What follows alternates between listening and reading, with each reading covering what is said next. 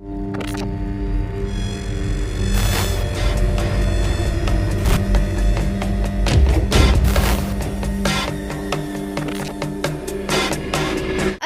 علیکم تمام سننے والوں کو نینا وائس کی جانب سے خوش آمدید۔ امید کرتی ہوں کہ تمام دوست خیریت سے ہوں گے۔ تو دوستو، آج میں آپ کی خدمت میں جس نئے ناول کے ساتھ حاضر ہوئی ہوں اس کا نام ہے اسپار گن۔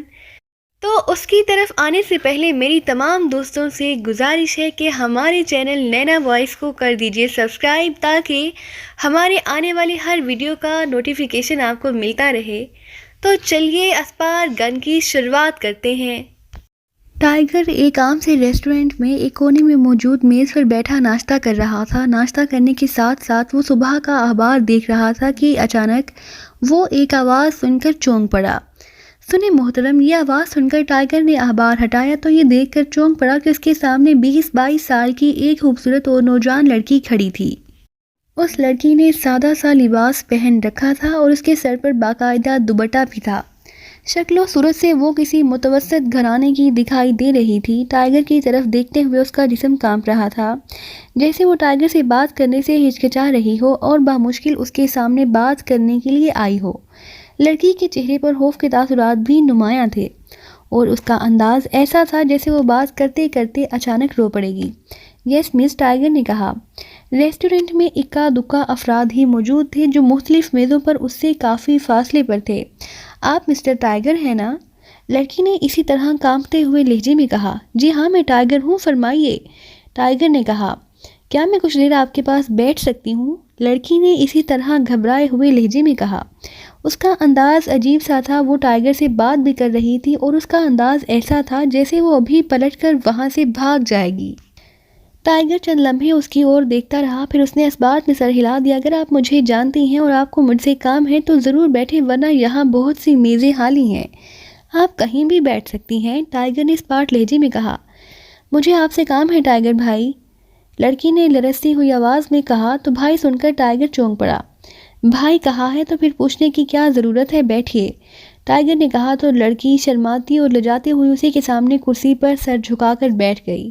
وہ مشرقی حسن کا پیکر دکھائی دے رہی تھی، شرم و حیا سے اس کا چہرہ سرخ ہو رہا تھا۔ کرسی پر وہ اس طرح سکڑ سمٹ کر بیٹھی تھی جیسے اگر ٹائیگر نے کوئی بات کی تو وہ اچانک اٹھ کر وہاں سے بھاگ جائے گی۔ اس کے ہاتھ میں لیدر کا ہینڈ بیگ تھا، اس نے وہ بیگ میز پر رکھ دیا۔ فرمائیے محترمہ، میں آپ کی کیا خدمت کر سکتا ہوں، ٹائیگر نے اس کی اور دیکھتے ہوئے کہا، جیسے اسے ڈر ہو کہ کوئی ان کی باتیں سن نہ رہا ہو۔ کسی اور جگہ، یہاں ہمارے قریب کوئی نہیں ہے محترمہ، آپ بلا جھجک فرمائیے، ٹائیگر نے کہا۔ نہیں، یہ جگہ سیف نہیں ہے، آپ مجھے کسی ایسی جگہ لے چلیں جہاں آپ کی اور میری سوا کوئی نہ ہو۔ مجھے آپ سے ایک بہت اہم بات کرنی ہے بھائی، لڑکی نے بات کرنے کی ہمت مجتمع کرتے ہوئے کہا۔ اہم بات؟ کون سی اہم بات، ٹائیگر نے چونک کر کہا۔ آپ کہیں اور چلیں، پھر میں آپ کو سب کچھ بتا دوں گی، لڑکی نے کہا۔ اس کی بات سن کر ٹائیگر نے ہونٹ بھینچ لیے۔ لڑکی جس طرح بیٹھی تھی اور اس کے چہرے پر جو شرم و حیا دکھائی دے رہی تھی، اس سے ٹائیگر کو اس کی شرافت اور اس کی پاکیزگی کا مکمل اندازہ ہو رہا تھا۔ لڑکی کے چہرے پر بے چینی کے ساتھ ساتھ خوف کے تاثرات بھی نمایاں تھے اور وہ بار بار اپنے ارد گرد اور پیچھے مڑ مڑ کر بھی دیکھ رہی تھی۔ آپ بے فکر ہو کر بات کریں بہن، یہاں ہماری بات سننے والا کوئی نہیں ہے، ٹائیگر نے کہا۔ نہیں ٹائیگر بھائی، میں نے کہا ہے نا کہ مجھے آپ سے ایک اہم بات کرنی ہے، یہ بات میں آپ سے یہاں نہیں کسی الگ تھلگ مقام پر کرنا چاہتی ہوں۔ آپ بے فکر رہیں، میں شریف لڑکی ہوں اور میں آپ سے کچھ مانگنے یا اپنے کسی مطلب کے لیے نہیں آئی ہوں۔ آپ کی تسلی کے لیے میں صرف اتنا کہوں گی کہ میرے پاس آپ کو دینے کے لیے کچھ ہے، کچھ ایسا جس کا تعلق ملک و قوم کی فلاح سے ہے، جو اگر غلط ہاتھوں میں چلا گیا تو ملک و قوم کو شدید نقصان پہنچ سکتا ہے، لڑکی نے دھیمی لہجے میں کہا۔ تو اس کی آخری بات سن کر ٹائیگر بری طرح چونک پڑا۔ کیا مطلب؟ ایسا کیا ہے آپ کے پاس جو اگر غلط ہاتھوں میں چلا گیا تو ملک و قوم کو نقصان ہو سکتا ہے، ٹائیگر نے حیرت بھرے لہجے میں کہا۔ آپ میرے ساتھ چلیں پلیز، میں آپ کی منت کر رہی ہوں، لڑکی نے اصرار کرتے ہوئے کہا، اور پھر وہ اچانک بری طرح سے چونک پڑی۔ اس کے چہرے پر سے ایک رنگ سا آ کر گزر گیا۔ اس نے دائیں طرف مین دروازے کی طرف دیکھا تھا اور پھر اس نے اپنا فوراً منہ جھکا لیا۔ ٹائیگر نے اس کی تقلید میں دروازے کی اور دیکھا تو بے اختیار چونک پڑا۔ دروازے پر ایک لمبا ترنگا نوجوان کھڑا تھا جو شکل و صورت سے ہی 3rd کلاس دکھائی دے رہا تھا۔ اس کے چہرے پر صفاقی اور درندگی سبت تھی. اس کا سر گنجا تھا اور سر پر ایک لمبے کٹ کا نشان دکھائی دے رہا تھا. اس کے چہرے پر بھی زخموں کے پرانے نشان واضح تھے، جو اس بات کا ثبوت تھے کہ اس کی ساری زندگی لڑائی بھڑائی میں گزری ہے. وہ دروازے کے پاس کھڑا تھا اور ہونٹ بھینچے حال میں موجود افراد کو دیکھ رہا تھا. پھر اس کی نظریں ٹائیگر کے سامنے بیٹھی ہوئی لڑکی پر جم گئیں. وہ چند لمحے اس لڑکی کو دیکھتا رہا جس نے اپنا منہ جھکا رکھا تھا. پھر وہ لمبے لمبے ڈنک بھرتا ہوا ان کی طرف بڑھنے لگا. کون ہے یہ؟ ٹائیگر نے لڑکی سے مخاطب ہو کر کہا. میری موت، لڑکی نے کہا. اسی لمحے بدماش ان کے قریب آ گیا. تو تم یہاں موجود ہو، میں تمہیں نہ جانے کہاں کہاں ڈھونڈتا پھر رہا ہوں. بدماش نے قریب آتے ہی لڑکی کی طرف دیکھ کر بڑے اکھڑ لہجے میں کہا، لیکن لڑکی نے اس کی بات کا کوئی جواب نہ دیا اور اسی طرح منہ جھکائے بیٹھی رہی. میں تم سے کہہ رہا ہوں رخسار، تم اس طرح منہ جھکاؤ گی تو اس کا کیا مطلب ہے کہ میں تمہیں پہچان نہیں پاؤں گا؟ ادھر دیکھو میری طرف، میں جیکی ہوں، تمہارا جیکی. اس بدماش نے اس بار گرجدار لہجے میں کہا تو اس کی گرجدار آواز سن کر وہاں بیٹھے لوگ چونک چونک کر ان کی طرف دیکھنے لگے. ٹائیگر بھائی، اس سے کہیں کہ یہ یہاں سے چلا جائے، میں اسے نہیں جانتی. لڑکی نے ٹائیگر کی اور دیکھ کر منت بھرے لہجے میں کہا. اس کے چہرے پر بے پناہ خوف دکھائی دے رہا تھا. کیا کہا؟ تم مجھے نہیں جانتی؟ اور یہ ٹائیگر کون ہے؟ یہ تمہارا ٹائیگر بھائی؟ بدماش نے پہلے لڑکی سے اور پھر ٹائیگر کی اور دیکھ کر جھٹکے دار لہجے میں کہا. سنو مسٹر، ٹائیگر نے ہاتھ اٹھا کر کچھ کہنا چاہا. میں نہیں، تم سنو مسٹر ٹائیگر، یا جو بھی تمہارا نام ہے، اٹھو یہاں سے اور چلتے پھرتے نظر آؤ. میں جیکی ہوں، جیکی دادا، اور یہ میری بیوی ہے جو تمہیں بھائی بول رہی ہے، سمجھے تم؟ جیکی دادا نے ٹائیگر کی طرف وسیلے لہجے میں کہا. بیوی؟ ٹائیگر کے منہ سے نکلا. ہاں میری بیوی. نہیں یقین تو پوچھ لو اس سے. جیکی دادا نے غراتے ہوئے کہا. کیا یہ سچ بول رہا ہے بہن؟ ٹائیگر نے لڑکی کی اور دیکھتے ہوئے پوچھا. لڑکی نے اپنا سر اٹھایا اور یہ دیکھ کر ٹائیگر نے بے اختیار ہونٹ بھینچ لیے کہ لڑکی کی آنکھوں سے آنسو بہہ رہے تھے. آنسوؤں سے اس کا چہرہ بھیگ گیا تھا. وہ ٹائیگر کی اور ایسی نظروں سے دیکھ رہی تھی جیسے وہ اس کی مدد کی طلبگار ہو. ٹائیگر کی طرف دیکھتے ہی اس نے اپنا سر جھکا لیا. اس کے جسم میں یکلخت کپکپاہٹ سی طاری ہو گئی. بتاؤ اب چپ کیوں ہو رخسار؟ بتاؤ اپنے بھائی کو کہ میں تمہارا شوہر ہوں یا نہیں. جیکی دادا نے لڑکی سے مخاطب ہو کر تیز لہجے میں کہا. بتاؤ بہن، کیا یہ واقعی تمہارا شوہر ہے؟ ٹائیگر نے لڑکی سے ایک بار پھر مخاطب ہو کر پوچھا. ہاں یہ میرا شوہر ہے. لڑکی نے ہچکی بھرتے ہوئے کہا. سنا تم نے؟ اس نے کہا ہے نا کہ میں اس کا شوہر ہوں. اب تم اٹھ جاؤ یہاں سے فوراً. لڑکی کو اقرار کرتے دیکھ کر جیکی دادا نے انتہائی مسرت بھرے لہجے میں کہا. اگر یہ تمہاری بیوی ہے تو پھر یہ اس طرح سے رو کیوں رہی ہے اور یہ تم سے اس قدر ڈری ہوئی کیوں ہے؟ ٹائیگر نے جیکی دادا کی طرف دیکھتے ہوئے قدرے سخت لہجے میں کہا. یہ میرا ذاتی معاملہ ہے. تمہارے لیے بہتر ہوگا کہ ہمارے معاملے میں مت پڑو اور اٹھ کر یہاں سے چلے جاؤ، ورنہ. جیکی دادا نے وسیلے لہجے میں کہا. ورنہ؟ ٹائیگر نے اس کی طور غور سے دیکھتے ہوئے کہا تو جیکی دادا نے یکلخت جیب سے بھاری ریوالور نکال لیا اور اس کا رخ ٹائیگر کی اور کر دیا. میں اب تک بے شمار لاشیں گرا چکا ہوں، ان میں تمہاری لاش کا بھی اضافہ ہو جائے گا. جیکی دادا نے وسیلے لہجے میں کہا. اسے ریوالور نکالتے دیکھ کر وہاں موجود افراد میں یکلخت کھلبلی سی مچ گئی اور لوگ فوراً وہاں سے ہٹنا شروع ہو گئے. یہ تم کیا کر رہے ہو جیکی؟ ریوالور جیب میں ڈالو اور چلو یہاں سے. رخسار نے اسے ریوالور نکالتے دیکھ کر ایک جھٹکے سے اٹھ کر اس کے ریوالور پر ہاتھ رکھتے ہوئے کہا. ٹائیگر بھی اٹھ کر کھڑا ہو گیا. تو پھر اس سے کہو کہ یہ اپنی زبان بند رکھے اور تم چلو میرے ساتھ ابھی. جیکی دادا نے اسی انداز میں کہا. ٹھیک ہے، میں تمہارے ساتھ چلتی ہوں، تم اپنا ریوالور مجھے دے دو. رخسار نے تیز لہجے میں کہا اور ساتھ ہی اس نے جیکی دادا سے ریوالور چھین لیا. یہ تم کیا کر رہی ہو؟ ریوالور مجھے دے دو. جیکی دادا نے وسیلے لہجے میں کہا اور رخسار نے ریوالور جھپٹنے کی کوشش کی، لیکن یہ دیکھ کر حیران رہ گیا ٹائیگر کہ رخسار اچانک اچھل کر سائیڈ میں ہٹ گئی. اس نے ریوالور کا رخ یکلخت جیکی دادا کی اور کر دیا. وہیں رک جاؤ جیکی دادا، اگر تم نے اپنی جگہ سے 1 انچ بھی ہلے تو میں تمہیں گولی مار دوں گی. رخسار نے یکلخت انتہائی وسیلے اور سرد لہجے میں کہا تو جیکی دادا جو اسے ریوالور لینے کے لیے آگے بڑھنے ہی لگا تھا وہیں ٹھٹک گیا. کیا کہا؟ تم مجھے گولی مارو گی؟ جیکی دادا نے وسیلے لہجے میں کہا. ہاں، اب میں تمہارا کوئی لحاظ نہیں کروں گی. اگر تم خیریت چاہتے ہو تو یہاں سے چلے جاؤ ابھی اور فوراً. رخسار نے بدلے ہوئے لہجے میں کہا. اس کے لہجے میں عجیب سا اعتماد، غصہ اور نفرت کے ملے جلے تاثرات ابھر آئے تھے، جیسے اچانک اس کے اندر سوئی ہوئی شیرنی جاگ گئی ہو. تم مجھے جانے کا کہہ رہی ہو؟ مجھے؟ جیکی دادا کو؟ یہ مت بھولو رخسار کہ تم میری بیوی ہو. لاؤ مجھے دو ریوالور، یہ بچوں کا کھلونا نہیں ہے. جیکی دادا نے سر جھٹکتے ہوئے کہا اور آگے بڑھا، لیکن دوسرے لمحے ماحول یکلخت زوردار دھماکے سے گونج اٹھا. دھماکے کی آواز اس قدر شدید تھی کہ وہاں موجود افراد جو حیرت سے اس عجیب و غریب سچویشن کو دیکھ رہے تھے اٹھ کر بھاگنا شروع ہو گئے. ٹائیگر بھی آنکھیں پھاڑے اس عجیب و غریب مزاج کی لڑکی کی اور دیکھ رہا تھا جو ابھی کچھ دیر پہلے مشرقی حسن کا نمونہ دکھائی دے رہی تھی. اب اس کے چہرے پر صفاقی، درندگی اور نفرت کے تاثرات دکھائی دے رہے تھے. اس نے ریوالور دونوں ہاتھوں سے تھاما ہوا تھا اور اس کے سامنے جیکی دادا کھڑا تھا. ریوالور کی نال سے دھواں نکل رہا تھا. جیکی دادا گولی چلتے ہی یوں ساکت ہو گیا جیسے کسی نے جادو کی چھڑی گھما کر اسے پتھر کا بت بنا دیا ہو.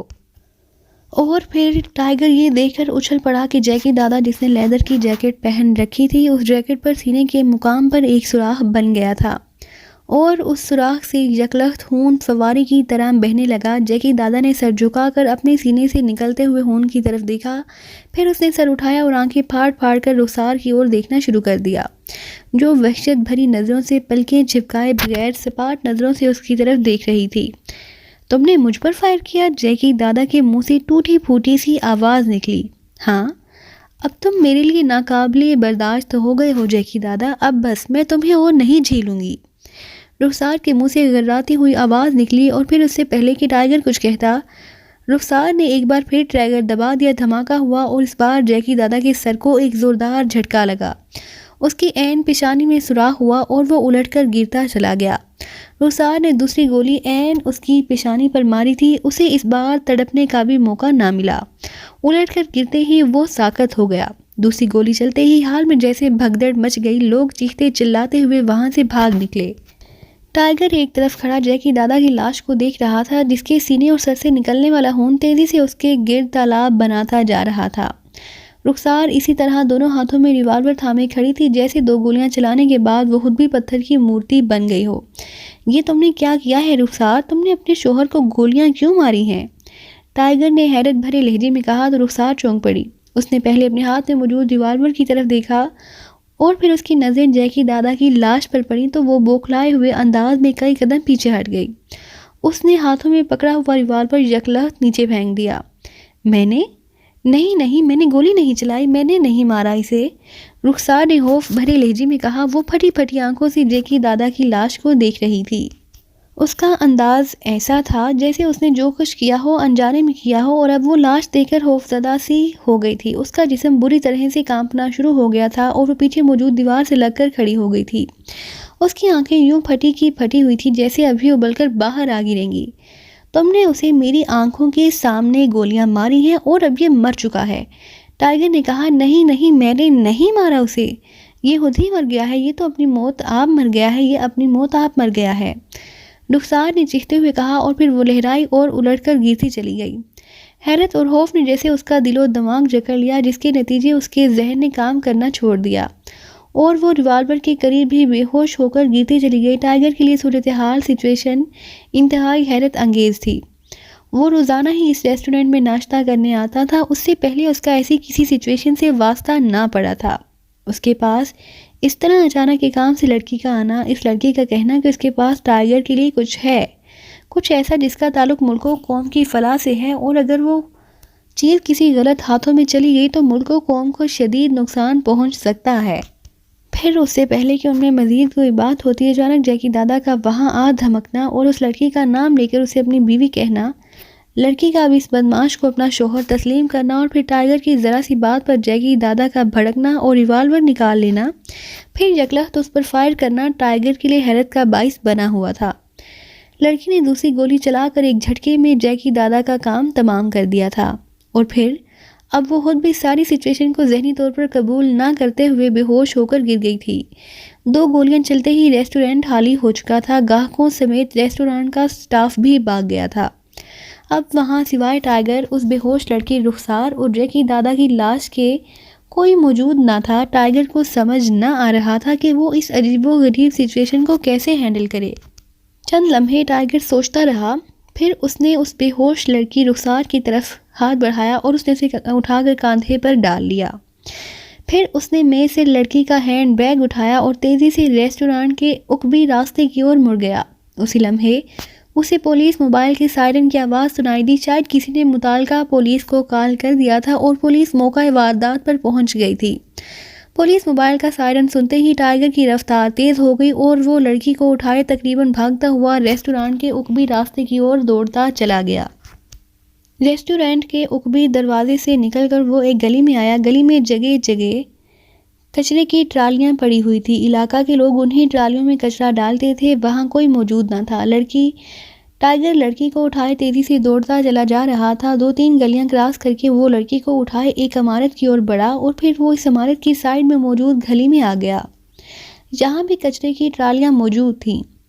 ٹائیگر نے ادھر ادھر دیکھا لیکن وہاں کوئی موجود نہ تھا۔ ٹائیگر نے لڑکی کو کچرے کی ایک ٹرالی کے عقب میں ڈالا اور پھر اس نے وہاں پڑے ہوئے ڈرموں کو اس ٹرالی کے ارد گرد رکھنا شروع کر دیا تاکہ اس کی طرف کوئی آئے تو اسے لڑکی آسانی سے دکھائی نہ دے سکے۔ جب لڑکی ٹرالی کے پیچھے اچھی طرح سے چھپ گئی تو ٹائیگر فوراً اٹھا، اس نے اپنا کوٹ اتارا اور اسے الٹ کر پہن لیا۔ یہ ڈبل کلر کوٹ تھا، پہلے کوٹ ڈارک براؤن رنگ کا تھا، اب اس کا رنگ بلیک دکھائی دے رہا تھا۔ ٹائیگر نے کوٹ کی اندرونی جیب میں ہاتھ ڈال کر جھلی جیسا باریک ماسک نکالا اور اسے اپنے چہرے پر لگا کر محسوس انداز میں تھپکنے لگا۔ کچھ ہی دیر میں اس کا چہرہ بدل گیا۔ اس نے ہاتھوں کی انگلیوں سے اپنے بالوں کا سٹائل بدلا اور پھر وہ تیزی سے ایک طرف بھاگتا چلا گیا۔ مختلف گلیوں سے گزرتا ہوا وہ واپس اس ریسٹورانٹ کے مین گیٹ کی طرف آ گیا جہاں اب کافی رش دکھائی دے رہا تھا اور وہاں ایک پولیس موبائل بھی دکھائی دے رہی تھی۔ ٹائیگر اطمینان سے ان سب کے درمیان سے گزرتا ہوا ریسٹورانٹ کی پارکنگ کی اور بڑھ گیا۔ پارکنگ سے اس نے اپنی کار نکالی اور پھر وہاں سے نکلتا چلا گیا۔ تھوڑی دیر بعد اس نے کار ٹھیک اس ٹرالی کے پاس روکی جس کے پیچھے اس نے بے ہوش لڑکی کو چھپایا تھا۔ اس نے ڈرم ہٹا کر سائیڈ پر رکھ دیے۔ رخسار بدستور بے ہوشی کی حالت میں وہاں پڑی ہوئی تھی۔ ٹائیگر نے اسے اٹھایا اور پھر ادھر ادھر دیکھتے ہوئے وہ لڑکی کو اٹھا کر اپنی کار کے پاس لے آیا اور اس نے کار کا عقبی دروازہ پہلے ہی کھول دیا تھا۔ اس نے لڑکی کو پچھلی سیٹ پر ڈالا اور پھر کار کا دروازہ بند کر دیا۔ وہ کار کی ڈرائیونگ سیٹ پر بیٹھا اور پھر کار لے کر تیزی سے وہاں سے نکلتا چلا گیا۔ تھوڑی ہی دیر میں وہ لڑکی کو جائے واردات سے لے کر دور نکل آیا۔ اس نے بیک مرر سے سیٹ پر بے ہوش پڑی لڑکی کی طرف دیکھا۔ لڑکی کے چہرے پر بے ہوشی کی وجہ سے آسودگی دکھائی دے رہی تھی۔ وہ بے حد معصوم اور بے ضرر سی دکھائی دے رہی تھی۔ ٹائیگر نے اس کا ہینڈ بیگ سائیڈ سیٹ پر رکھ دیا۔ اب میں اسے کہاں لے جاؤں؟ اس پاگل لڑکی نے یہ سب کیا کر دیا ہے؟ ٹائیگر نے ہونٹ بھینچتے ہوئے کہا۔ چند لمحے بعد وہ سوچتا رہا، پھر اس نے کار کا رخ موڑا اور اسے تیزی سے ایک سڑک پر بھگاتا لے گیا۔ تھوڑی ہی دیر بعد اس کی کار رانا ہاؤس کے گیٹ کے سامنے آ کر رک گئی۔ اس نے گیٹ پر کار روکی اور محسوس انداز میں ہارن بجانے لگا۔ اس نے چہرے سے ماسک اتار دیا تھا تاکہ جوزف اسے پہچان سکے۔ گیٹ کی چھوٹی کھڑکی کھلی اور پھر اس نے کھڑکی میں جوزف کا چہرہ دکھائی دیا۔ جوزف نے ٹائیگر کو دیکھ کر محسوس انداز میں سر ہلایا اور پھر اس نے کھڑکی بند کر دی۔ کچھ دیر بعد جوزف نے اس کے لیے گیٹ کھول دیا۔ گیٹ کھلتے ہی ٹائیگر کار اندر لے گیا اور پورچ میں لے جا کر روک دی۔ وہ کار سے نکل کر باہر آیا تو جوزف بھی اس دوران گیٹ بند کر کے اس کی طرف بڑھا۔ آج صبح صبح یہاں کا راستہ کیسے بھول گئے ٹائیگر؟ جوزف نے اس کی اور بڑھتے ہوئے مسکرا کر کہا۔ ٹائیگر بھی اس کی اور بڑھا اور پھر ان دونوں نے گرم جوشی سے ایک دوسرے سے مصافحہ کیا۔ میں ایک لڑکی کو لایا ہوں جوزف، ٹائیگر نے کہا اور جوزف چونک پڑا۔ لڑکی؟ کیا مطلب؟ کون لڑکی؟ جوزف نے حیرت بھرے لہجے میں کہا۔ وہ کار کی عقبی سیٹ پر بے ہوش پڑی ہوئی ہے، اسے اٹھا کر کسی کمرے میں لے جاؤ، تب تک میں بوس سے بات کرتا ہوں۔ ٹائیگر نے کہا۔ لیکن وہ لڑکی ہے کون اور تم اسے یہاں کیوں لائے ہو؟ جوزف نے کہا۔ اس کے لہجے میں بدستور حیرت تھی۔ اس نے میری آنکھوں کے سامنے اپنے شوہر کو گولیاں ماری ہیں، اس سے پہلے کہ وہ پولیس کے ہتھے چڑھ جاتی میں اسے اٹھا کر یہاں لے آیا۔ ٹائیگر نے کہا۔ شوہر کو گولیاں ماری ہیں تو تم اسے یہاں کیوں لائے ہو؟ ایسی عورتوں کو تو فوراً پولیس کے حوالے کر دینا چاہیے جو ایسے جرائم کرتی ہیں۔ حیرت ہے، اس نے تمہاری آنکھوں کے سامنے اپنے شوہر کو گولیاں ماری اور تم اپنے بجائے پولیس کے حوالے کرنے کے اٹھا کے یہاں لے آئے ہو، جوزف نے کہا۔ مجھے یہ سارا معاملہ بے حد عجیب اور مشکوک سا معلوم ہو رہا ہے۔ لڑکی بے حد معصوم ہے جبکہ اس کا شوہر چھٹا ہوا بدمعاش تھا۔ وہ اس سے بدتمیزی سے بات کر رہا تھا۔ اس نے مجھے گولی مارنے کے لیے جیب سے ریوالور نکالا تھا لیکن لڑکی نے اس سے ریوالور چھین لیا اور الٹا اپنے شوہر کو ہی گولیاں مار کر ہلاک کر دیا۔ اور پھر خوف کے باعث خود بھی بے ہوش ہو گئی تھی۔ تو اس میں عجیب کیا ہے؟ جوزف نے کہا، یہ لڑکی مجھے جانتی ہے اور اس کے کہنے کے مطابق اس کے پاس میرے لیے کوئی ایسی چیز ہے جس کا تعلق ملک و قوم کے مفاد میں ہے۔ اس سے پہلے کہ یہ مجھے اس چیز کے بارے میں بتاتی اس کا شوہر آ دھمکا اور پھر یہ سب کچھ ہو گیا۔ مجھے اور کچھ نہ سوجا تو میں اس لڑکی کو اٹھا کر یہاں لے آیا، ٹائیگر نے کہا۔ لیکن جوزف نے کہنا چاہا، باقی باتیں بعد میں کر لینا، لڑکی بے ہوش پڑی ہوئی ہے، اسے اٹھا کر کسی کمرے میں لے جا کر لٹا دو، اسے طاقت کا کوئی انجیکشن بھی لگا دو، میں بوس سے بات کرتا ہوں، پھر بوس جیسا کہیں ویسا کر لیں گے۔ ٹائیگر نے اس کی بات کاٹتے ہوئے کہا تو بوس کا نام سن کر جوزف نے اس بات میں سر ہلا دیا اور ٹائیگر کار کی اور بڑھتا چلا گیا۔ ٹائیگر نے جیب سے سیل فون نکالا اور عمران کے نمبر پریس کرنے لگا۔ یس علی عمران MSc DSc آکسن، بازبان خود بلکہ بدہان حال خود بول رہا ہوں۔ رابطہ ملتے ہی عمران کی محسوس چہکتی ہوئی آواز سنائی دی۔ ٹائیگر بول رہا ہوں بوس، ٹائیگر نے بڑے مودبانہ لہجے میں کہا۔